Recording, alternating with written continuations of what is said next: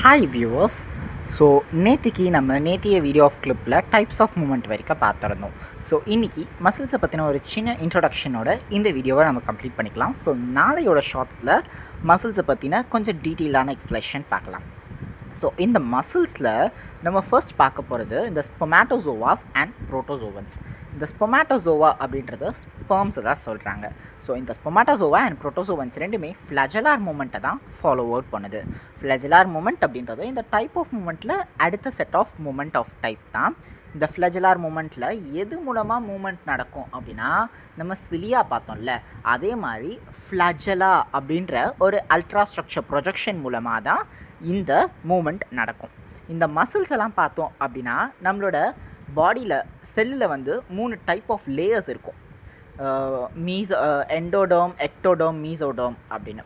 Endoderm அப்படின்னா inner membrane அப்படின்னு சொல்லுவாங்க. எக்டோடர்ம் அப்படின்னா அவுட்டர் மெம்பரேன், மீசோடர்ம் அப்படின்னா மிடில் மெம்பரேன். இந்த மிடில் மெம்பரேனான மீசோடர்ம்லேருந்து தான் நம்மளுக்கு மசில்ஸ் எல்லாம் வந்து டெவலப் ஆகுது.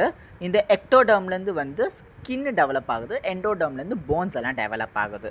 அட் த சேம் டைம் நம்ம பாடியோட ஹியூமன் பாடியோட ஒருத்தரோட வெயிட்லேயும், ஃபார் எக்ஸாம்பிள் நம்ம ஒரு 60 கிலோகிராம் இருக்கும் அப்படின்னா 40 to 50% ஆஃப் த வெயிட் வந்து மசிலோட வெயிட்டாக தான் இருக்கும். நம்ம ஹியூமன் பாடியில் நம்ம 60 கிலோகிராம் இருக்கும் அப்படின்னா அந்த 60 கிலோகிராமில் 40 to 50% ஆஃப் த வெயிட் வந்து மசில் வெயிட்டாக தான் இருக்கும். மீதி இருக்கிறது தான் நம்ம பிளட் அண்ட் காம்பனன்ட்ஸ்னால வந்த வெயிட். இந்த மசிலுக்குன்னு ஒரு சில முக்கியமான ப்ராப்பர்ட்டிஸ் இருக்குது. என்னென்ன அப்படின்னா 3 ப்ராப்பர்ட்டி. எக்ஸைட்டபிலிட்டி. இந்த மசில்ஸ் எல்லாம் வந்து எப்போவுமே கான்ட்ராக்ஷன் ரிலாக்ஸேஷன் மூலமாக தான் மசில்ஸ் வந்து இயங்கிட்டுருக்கு. ஸோ இதில் எக்ஸைட்டபிலிட்டி அப்படின்னா அந்த மசில்ஸோட கான்ட்ராக்ஷனில் அந்த மோட்டார் நியூரான்ஸ் கொடுக்குற அந்த ஃபீல்ட் ஆஃப் எக்ஸ்ப்ரெஷன் வந்து கொஞ்சம் அதிகமாக இருக்கும்.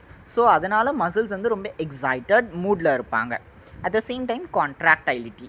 இந்த மசில்ஸ் கால்சியம் அயான்ஸ் எல்லாம் ரிலீஸ் பண்ணதுக்கப்புறமா நம்ம இதை பற்றிலாம் டீட்டெயிலாக பின்னாடி பார்க்கலாம். ஸோ ரிலீஸ் பண்ணும்போது வந்து கான்ட்ராக்ஷன் நடக்கும் மசிலில். அந்த கான்ட்ராக்ஷன் ப்ராப்பர்ட்டி மசிலுக்கு ரொம்ப முக்கியம்.